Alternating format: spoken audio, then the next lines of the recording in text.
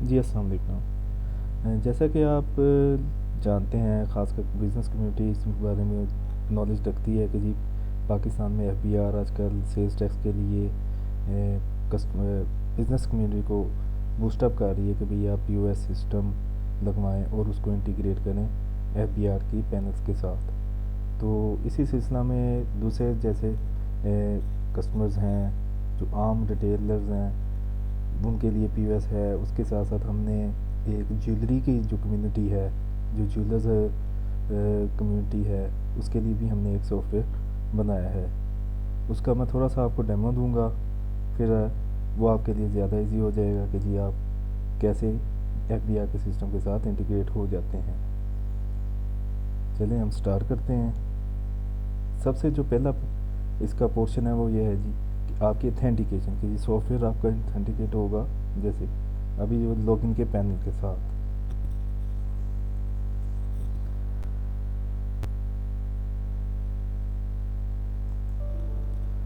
उसके बाद जो उसका सबसे फर्स्ट स्टेप है कि जो नेक्स्ट डे न्यू डे होता है, उसके लिए वो आपसे गोल्ड रेट पूछेगा।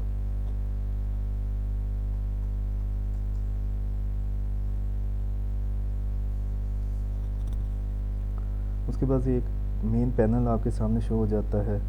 उसमें ये है कि जी अगर आप गोल्ड रेट चेंज करना चाहें तो कर सकते हैं। इधर गोल्ड रेट आपके सामने डिस्प्ले में आ रहा है कि जी ये प्योरिटी वाइज यानी कि कैरेट वाइज जिसे हम कहते हैं, वो उसकी तरतीब आ रही है जी। तोला रेट भी आ रहा है, ग्राम रेट भी आ रहा है। इसके बाद जो आ जाता है वो है जी पैनल जो एफबीआई के साथ इंटीग्रेटेड है।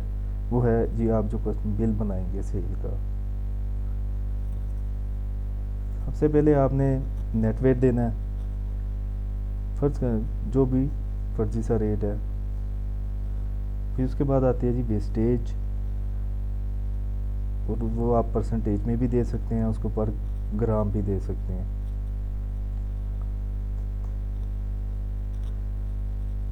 ठीक है, उसके बाद ये प्योरिटी रेट्स आ रहे हैं, मतलब कैरेट वाइज रेट कह लें, प्योरिटी रेट कह लें। 22 कैरेट है, 21 कैरेट है। आप इसके हिसाब से रेट्स चेंज भी कर सकते हैं अपनी ज्वेलरी की प्योरिटी के हिसाब से। कुछ एडिशनल ऑप्शंस हैं, जैसे मतलब ज्वेलरी का डिज़ाइन नंबर क्या है, उसमें आप कुछ भी कर सकते हैं। कुछ सेव हैं, कुछ अगर नया सेव करना चाहते हैं, जैसे इधर वो नया नंबर लिखें, नया डिज़ाइन नंबर लिखें, बटन पे क्लिक करने में सेव हो जाएगा। अब इसको आप ड्रॉप डाउन से सिलेक्ट कर लें। इसी तरह साइज़ की भी एडिशनल ऑप्शन है। मेकिंग है जो बनाए हुए पे यूज़ की जाती है ज्वेलरी में, उसे आप टोटल में भी लिख सकते हैं, उसको पर ग्राम भी लिख सकते हैं। और ये जो वेट हमारा आता है ये पर ग्राम रेट है, सॉरी पर ग्राम कह रहा हूँ कि जी ये ग्राम्स में आता है रेट। उस हिसाब से ये आपकी कैलकुलेशन कैलकुलेट करके दिखा रहा है। और इस पर ये जो प्राइसेस जनरेट हो रही हैं, ये हमारे इस टैक्स इंफॉर्मेशन के हिसाब से कि जी जो गोल्ड प्राइस है 1.5% के हिसाब से उसका जो टैक्स जनरेट हो रहा है वो है जी 347। उसके बाद जो मेकिंग का है वो 3% के हिसाब से 150 जनरेट हो रहा है, और टोटल इस अमाउंट के मुताबिक इसमें आपका जो टैक्स शामिल है वो है जी 497। इसमें आपने फिर साथ जो आइटम आप सेल कर रहे हैं वो आपने सेलेक्ट कर लेनी है। ये भी अदर चार्जेस में हैं, कुछ भी आप दे सकते हैं, कोई एक्स्ट्रा चार्जेस। इसके बाद है ये स्टोन। स्टोन में है कि जी आपके पास अगर स्टोन कोई भी रिंग है उसमें भी स्टोन लगे होते हैं, या कोई ऐसी आइटम्स है झुमके वगैरह है उसमें भी आइटम स्टोन्स होती हैं, तो उसमें स्टोन्स लगे होते हैं। अगर तो आप नया सेव करना चाहते हैं तो इधर आप स्टोन नेम लिखेंगे, फर्जी नेम से है ऐड कर देंगे तो ये आपका नाम ऐड हो गया, जो कि आपको इस टाइप के अगेंस्ट अवेलेबल होगा। बस अगर आप स्टोन्स को सिलेक्ट करते हैं तो इसके अगेंस्ट आपको ये अवेलेबल होगा। ठीक है जी। इसमें है कि आप वेट भी दे सकते हैं, क्वांटिटी भी दे सकते हैं। जबकि इसमें अगर आप वेट देते हैं तो वेट के जो आप रेट दिखेंगे वो वेट के हिसाब से उसकी प्राइस जनरेट करेगा। फर्ज कर लें अगर आप 0.1 लिखते हैं, क्वांटिटी तो 7001 है। अगर आप फर्ज कर लें कि जी 1000 रेट लिखते हैं, जैसे ही आप इसको मूव करेंगे तो ये 0.1 के हिसाब से उसने 100 प्राइस बना दी है। ठीक है। लेकिन अगर आप वेट नहीं लिखते तो ये क्वांटिटी के हिसाब से प्राइस जनरेट हो रही है। और लेकिन अगर आप क्वांटिटी भी नहीं लिखते और रेट भी नहीं लिखते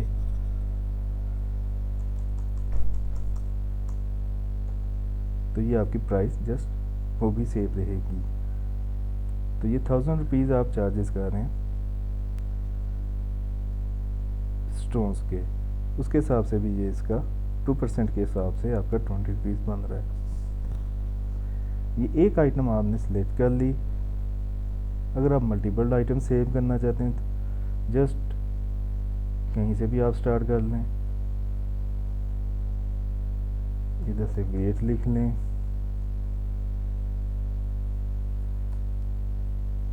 परसेंटेज दे दें, मेकिंग दे दें, कोई स्टोन नहीं दे रहा, ऐड कर लें। ये आपकी मल्टीपल आइटम्स हो जाएंगी। इस पर आप बिल पे क्लिक कर लें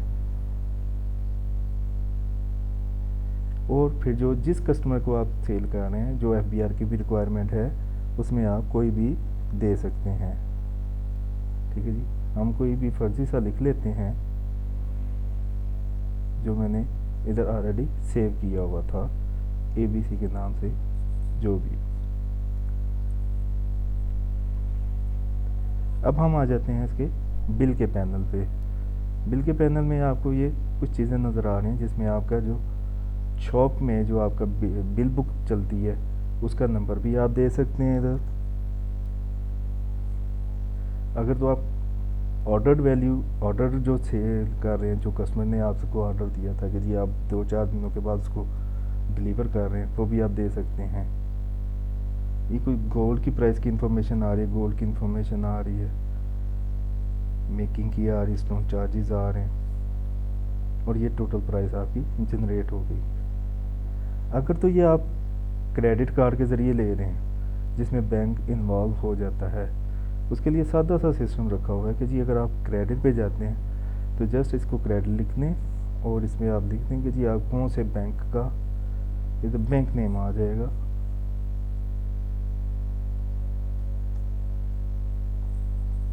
का कार्ड यूज़ कर रहे हैं। और इसको आप अगर तो डिस्काउंट देना चाहते हैं तो दे दें, नहीं देना चाहते तो ना दें।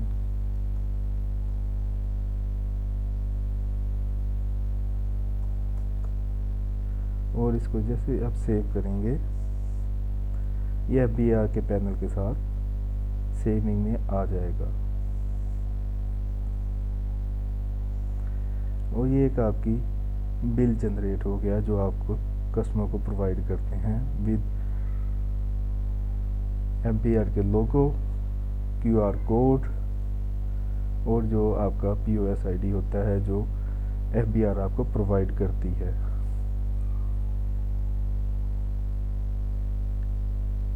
और ये आप कस्टमर के हैंड ओवर कर देंगे। अगर आप ये बिल दोबारा निकालना चाहते हैं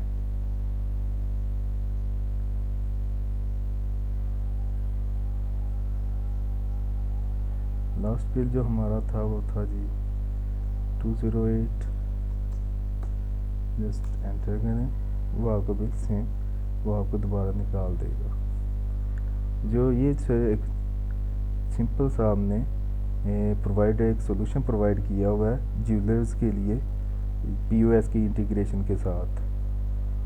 शुक्रिया, अल्लाह हाफिज़।